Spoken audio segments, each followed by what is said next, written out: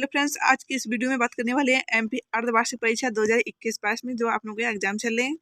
तो विषय आपका हिंदी है। कक्षा 10 2 दिसंबर का आप लोगों का एग्जाम होने वाला है। तो उसी का मोस्ट इंपोर्टेंट क्वेश्चन आंसर लेकर आए हैं। तो आप लोग इस वीडियो को जरूर देखिएगा। चैनल पर पहली बार है तो चैनल को सब्सक्राइब करें, लाइक करें, अपने दोस्तों में ज़्यादा शेयर करें। देखिए दोस्तों, पूर्णांक आपका 80 का होगा और समय आपको 3 घंटे मिलेगा। निर्देश दिए गए हैं। पहला पॉइंट दिया है सभी प्रश्न अनिवार्य है। दूसरा पॉइंट है प्रश्न क्रमांक 1 से 5 तक बचने प्रश्न प्रत्येक उप प्रश्न के लिए एक अंक निर्धारित है। तो तीसरा पॉइंट ये दिया, चौथा ये, पांचवा ये। दोस्तों आप लोग ध्यानपूर्वक पढ़ लीजिएगा। आइए आप सीधे आप लोग क्वेश्चन आंसर पर चलते हैं। पहला क्वेश्चन पूछा जाएगा आप लोगों के प्रश्न पत्र में। तो देखिए, सही विकल्प चुनकर लिखिए। इसमें पहला क्वेश्चन दिया है उद्धव ने गोपियों को क्या संदेश दिया? योग साधना का, प्रेम का, भक्ति का, कर्म का? तो उत्तर आपका हो जाएगा योग साधना का। आगे देखिए, शिव धनुष के टूटने पर कौन क्रोधित हो गए? विश्वामित्र, दुर्वासा, परशुराम, सहिष्णुबाहु, तो परशुराम। तो आपका आंसर हो जाएगा परशुराम।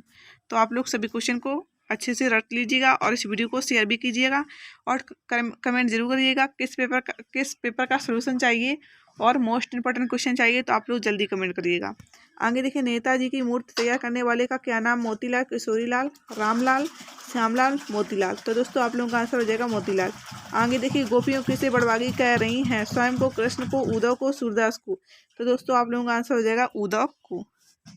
आगे देखिए, समास के प्रकार दोस्तों 6 प्रकार के होते हैं, नोट कर लीजिए। रचना के आधार पर वाक्य कितने प्रकार के होते हैं? तो 3 प्रकार के होते हैं।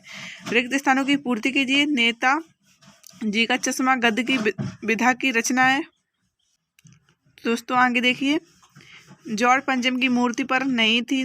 टेढ़ी खीर मुहावरे का अर्थ है। सूरदास की मुखता कवि है। सभापति के भाषण में छपा था। पंचवटी समास का उदाहरण छयवादी के प्रमुख कवि हैं। तो दोस्तों आप लोगों को यहाँ पर फिल करना। आगे देखिए, सही 8 400 400। जी हाँ दोस्तों, याद कर लीजिए व्हाट्सएप नंबर। आप चाहे आपका मैथ का सवाल हो, फिजिक्स का हो, केमिस्ट्री का, बायोलॉजी का, आपके हर डाउट का क्वेश्चन मिलेगा। वीडियो सीधा सोल्यूशन आपको व्हाट्सएप नंबर पर अपने फ़ोन में डाउनलोड का 8 400 400 400 व्हाट्सएप नंबर सेव करना है। बस चार्ट ओपन कीजिए, जो भी आपका डाउट है उस सवाल की फ़ोटो खींचनी है और उसे क्रॉप करना है। 5 सेकंड के अंदर वीडियो सोल्यूशन मिल जाएगा।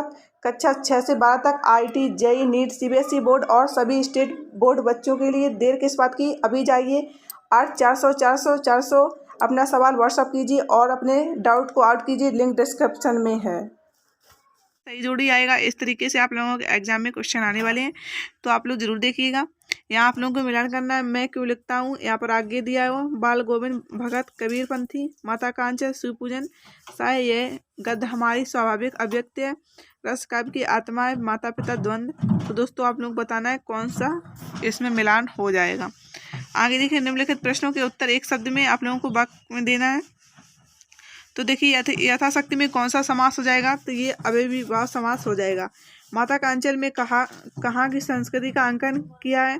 तो देहाती संस्कृति हो जाएगा। साहित्य लहरी किसकी है? तो ये सूरदास की है। एक से अधिक अर्थ देने वाले शब्द को क्या कहते हैं? तो अनेकार्थी शब्द कहते हैं। और आगे देखिए, भारत किस वर्ष स्वतंत्र हुआ? तो सन 1937 में स्वतंत्र हुआ। सुभाष चंद्र बोस की मूर्ति कहाँ लगी थी? तो कस्बे के चौराहे पर। सभ्यता किसका परिणाम है? तो दोस्तों संस्कृति का। तो आप लोग उन क्वेश्चन के आंसर भी नोट कर लीजिए। आगे देखिए, निम्नलिखित प्रश्नों के उत्तर दे दिए। 7 और असत में आप लोग बताना है। बाल गोविंद भगत गृहस्थ नहीं थे, तो असत हो जाएगा। वीर पर रस का स्थायी भाव क्रोध होता है, तो आप लोगों का असत हो जाएगा। परशुराम के क्रोध को देखकर लक्ष्मण डर गए, तो आपका भी ये असत हो जाएगा। चौपाई छंद में 18 मात्रा होती हैं, तो दोस्तों ये भी आप लोगों का असत हो जाएगा। कमानी आधुनिक काल का श्रेष्ठ महाकाव्य है, तो ये सत्य हो जाएगा। छायावत के जनक सुमित्रानंद पंत है, दोस्तों ये आप लोगों का असत्य हो जाएगा। आगे देखिए, क्वेश्चन प्रश्न नंबर 6 इस तरीके से पूछा जाएगा। लक्ष्मण ने वीर योद्धा की क्या क्या विशेषताएं बताई? अथवा में दिया है गोपियों द्वारा उद्धव को भगवान कहने में क्या व्यंग निहित है?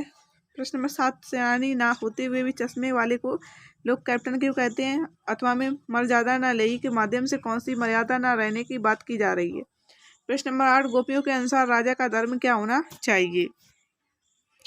आगे देखिए, अथवा में दिया है लक्ष्मण ने वीर योद्धा की क्या क्या विशेषताएं बताई? प्रश्न 9, स्मृति को पाथे बनाने से कवि का क्या आशय है? अथवा में दिया है कवि आत्मकथा लिखने से क्यों बचना चाहते हैं? तो दोस्तों क्वेश्चन नंबर ये अगला 10वां दिया है। परशुराम के क्रोध करने पर राम और लक्ष्मण जो प्रतिक्रियाएं हुई, उनके आधार पर दोनों के स्वभाव की विशेषता अपने शब्दों में लिखिए। तो दोस्तों आप लोग बनाकर भी लिख सकते हैं इस प्रश्न का उत्तर। आगे देखिए, भगत ने अपने बेटे की मृत्यु पर अपनी भावनाओं किस तरह व्यक्त की। प्रश्न नंबर 11, कहानी और उपन्यास में द्वंद्व लिखिए, भक्ति काल की 2 विशेषताएं लिखिए। आगे देखिए, कैप्टन की मृत्यु का समाचार देते हुए पानवाला उदास हो जाता है, क्यों। अथवा में दिया, जॉर्ज पंचम की नाक को पुनः लगाने के लिए मूर्तिकार ने क्या क्या प्रयत्न किया। प्रश्न नंबर 13, महाकाव्य और खंड काव्य में अंतर लिखिए। अथवा में देखिए, हिंदी 2 महाकाव्य के नाम लिखते हुए उनके लेखकों के नाम लिखिए। प्रश्न नंबर 13, गीतिका छंद की परिभाषा उदाहरण सहित लिखिए। अथवा में दिया, हर गीतिका छंद की परिभाषा उदाहरण सहित लिखिए। बी, रस की परिभाषा उदाहरण सहित लिखिए। रस की परिभाषा देते हुए रस के प्रकार लिखिए।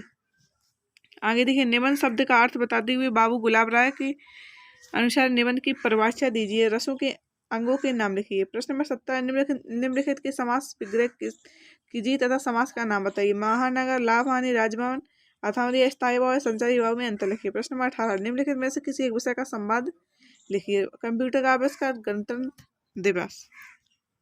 आगे देखिए, आतंकवाद, कोरोना वायरस, टिप्पणी। आप लोगों को ये निबंध इस तरीके से याद कर लेने हैं। आगे देखिए, निम्नलिखित में से किसी एक विषय में अनुच्छेद लिखना है। स्वच्छ भारत अभियान, बेरोजगारी समस्या, पुस्तकालय। क्वेश्चन नंबर 19 देखिए, निम्नलिखित में अपठित गद्यांश को पढ़कर उसके नीचे लिखे प्रश्नों के उत्तर देना। तो आप लोगों को ये गद्यांश पढ़ लेना है, ये क्वेश्चन के आप लोगों को आंसर देना है। प्रश्न नंबर 20 देखिए, निम्नलिखित में से किसी एक पद्यांश का भावार्थ लिखिए तथा काफी शानदार बताइए। 21 नंबर क्वेश्चन देखिए, सूरदास अथवा जयशंकर प्रसाद साहित्यिक परिचय लिखिए। प्रश्न नंबर 22, विद्यालय से शुल्क मुक्त लेने अपने प्राचार्य को आवेदन पत्र लिखिए। अथवा में दिया, अपने प्राचार्य महोदय को बिग बैंक से पूछता कि देने के लिए प्रार्थना पत्र लिखिए। प्राचार्य को शाला छोड़ने पर स्थानांतरण प्रमाण पत्र देने के आवेदन पत्र लिखिए। प्रश्न नंबर 23, निम्नलिखित में से किसी एक विषय पर संक्षिप्त किंतु सारगर्भित निबंध लिखिए। कोरोना वायरस पर लिख सकते हैं, विज्ञान के बढ़ते चरण को लिख सकते हैं, पर्यावरण प्रदूषण, नारी शिक्षा का महत्व, पर्यावरण प्रदूषण। तो दोस्तों ये थे आप लोगों के मोस्ट इंपॉर्टेंट क्वेश्चन। ये वायरल हुआ पेपर है, तो आप लोग इन क्वेश्चनों की अच्छे से अच्छी तैयारी करिएगा और इस वीडियो को ज़्यादा शेयर भी करिएगा और वीडियो को लाइक जरूर कर दीजिएगा। साथ ही बेल आइकन को प्रेस कर लें, जिससे भी कोई इंपॉर्टेंट वीडियो डालें उसकी नोटिफिकेशन सबसे पहले आप तक पहुँचे। और टेलीग्राम आप लोग ज्वाइन कर लीजिए, लिंक आपको डिस्क्रिप्शन में मिल जाएगी। ये था अर्धवार्षिक विषय हिंदी कक्षा 10 का सॉल्यूशन। तो दोस्तों मिलते हैं नेक्स्ट वीडियो के साथ।